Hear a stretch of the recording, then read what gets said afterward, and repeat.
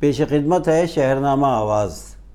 Myanmar کی ریاست رخائن میں تشدد کی تازہ لہر میں 20 گھر نظر آتش کر دیے گئے ہیں اور ایک مسجد کے قریب بم کا دھماکہ ہوا ہے۔ ایک خبر رساں ایجنسی کے مطابق رخائن میں تشدد کی نئی لہر اس وقت سامنے آئی جب آنگ سان سوچی کی جانب سے ایک ہی روز قبل یہ اعلان کیا گیا تھا کہ فوج نے سرحدی علاقوں میں آپریشن کو روک دیا ہے۔ خیال ہے کہ میانمار کی فوج نے دعویٰ کیا تھا کہ وہ 25 اگست کو پولیس پر ہونے والے حملوں کے بعد روہنگیا انتہا پسندوں کو ختم کرنے کی کوشش کر رہی ہے۔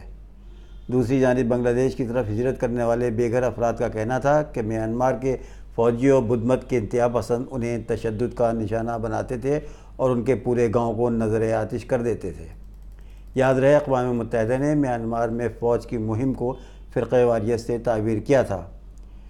حکومت کے اعلامیہ کے مطابق تازہ واقعہ رخائن کے گاؤں ماؤدنگاڑ کیان چونگ میں پیش آیا جہاں 20 کے قریب گھر آگ کی زد میں آ گئے۔ اعلامیہ میں کہا گیا ہے کہ سیکیورٹی اراکین نے جائے وقوع کا دورہ کیا اور آگ کی نوعیت معلوم کی اور معاملے کی تشویش کی۔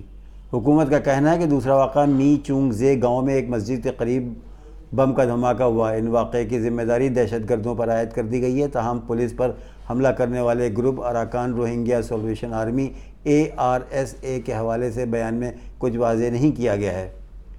رخائن کے دونوں گاؤں میں پیش آنے والے واقعے میں تاحال کسی قسم کے جانی مال کی رپورٹ موصول نہیں ہوئی ہے۔ یاد رہے کہ 25 اگست کے بعد میانمار میں روہنگیا مسلمانوں پر تشدد کے پہاڑ توڑے جا رہے ہیں اور جس میں لاکھوں کی تعداد میں روہنگیا مسلمان بنگلہ دیش کی طرف ہجرت کی ہے جبکہ سینکڑوں کی تعداد میں جاں بحق ہوئے ہیں۔ اقوام متحدہ کی جانب سے بھی میانمار کی حکومت پر بار بار دباؤ ڈالا گیا تھا کہ جبکہ مسلح کارروائی کرنے والے گروپ ARSA کی جانب سے بھی انسانی بنیادوں پر 1 ماہ کے لیے جنگ بندی کا اعلان کیا گیا تھا۔ آج کے لیے اتنے ہی، کل انشاءاللہ پھر ملیں گے۔ خدا حافظ۔